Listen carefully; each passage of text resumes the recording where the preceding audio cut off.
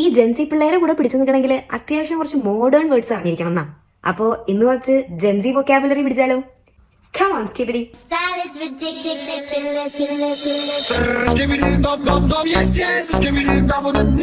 ഈ കേട്ട skibidi toilet എന്നുള്ള മീം സോങ് എന്നാണ് സ്കിബിഡി എന്നുള്ള വേർഡ് വന്നത്. സ്കിബിഡി എന്ന് പറഞ്ഞാൽ actually non sense, doesn't make any sense, zero sense എന്നൊക്കെയാണ് അർത്ഥം.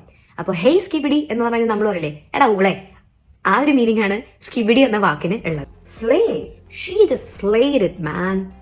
സ്ലേ എന്ന വാക്കിന്റെ അർത്ഥം ലുക്ക് അമേസിംഗ് എന്നാണ്, കാണാൻ ഭയങ്കര ഭംഗിയുണ്ടെന്നാണ്. നമ്മൾ ബ്യൂട്ടിഫുൾ ഗോർജിയസ് എന്നൊക്കെ പറയാമല്ലോ, അതിന്റെ ഒരു മോഡേൺ വേർഡാണ് സ്ലേയിങ്. സിഗ്മ, സിഗ്മ മെയിലിനൊക്കെ നമ്മൾ ഒരുപാട് കേട്ടിട്ടുണ്ടാവില്ലേ.